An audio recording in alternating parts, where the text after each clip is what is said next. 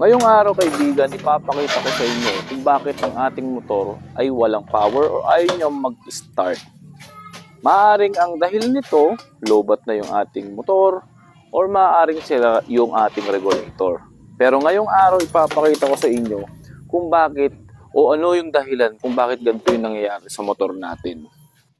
Sa bidyong ito kaibigan, ipapakita ko sa inyo kung paano magpalit ng tinatawag nating socket ng regulator. Oo kaibigan, possible kasing sira na yung regulator or possible sira rin yung socket ng regulator kung bakit hindi nakakapag-charge ng tama ang ating motorsiklo. Especially itong Mio 125i. Applicable din naman ito sa ibang motor.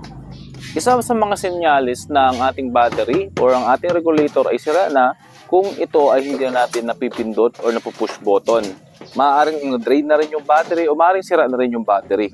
Now, kapag ito ay nasisipa natin habang naka-center stand at umandar, maaaring may problema lang sa loob ng electrical system ng ating motor.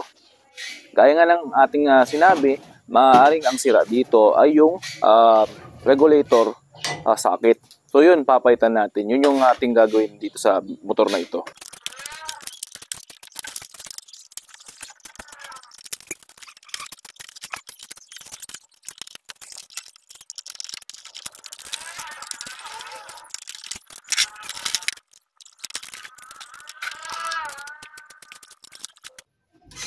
At yun, confirm nga mga kaibigan na yung ating socket sa regulator ay sunog. Nakikita nyo dyan sa ating screen na sunog na siya. So, kailangan natin siyang palitan. So dito sa video to, bumili na rin ako ng spare na regulator socket na kung saan i-install natin. Halagang 30 pesos lamang yan.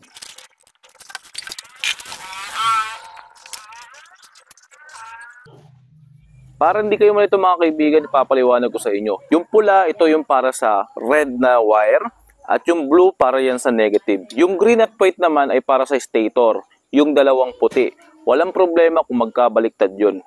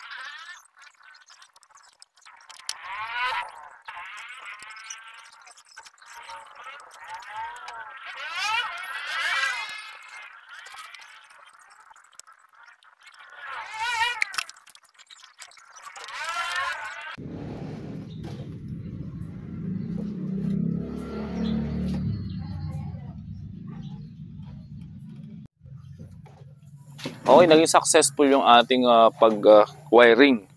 Recall lang natin kung paano yung ginawa nating connection.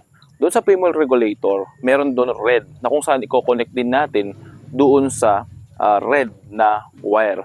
Yung blue naman, i-connect natin yan sa black kung saan yun yung ground. Yung green and white ay i-connect natin doon sa stator. Puti yun, dalawang puti. Maaaring magbaliktad yun. Gagawin natin dito sa video, itetesting na natin kung nag-charge na yung ating motor.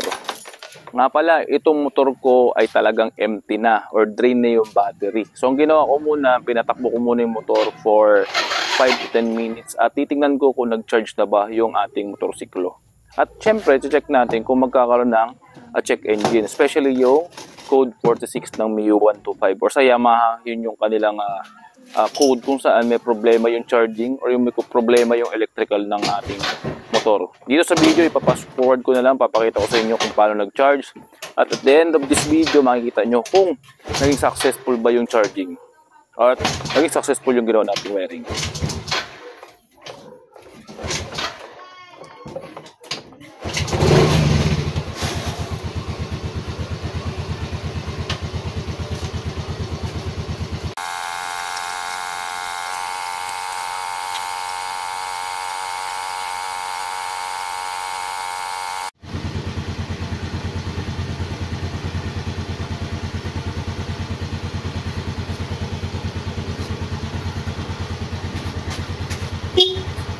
So yun mga kaibigan, no, after 5 to 10 minutes ng charging, naging successful at narinig nyo naman yung busina natin, naging alive na siya. At itetesting rin natin kung mag-start ba siya using the push button or push button rather. Siyempre, ang gagawin natin, ibabalik na rin natin sa original form niya, ilalagay natin siya dito at i-assemble natin ulit yung motor. At nga pala kaibigan, kung may bago ka natutunan sa ating video, please like, share, and subscribe. Hanggang sa muli, alam.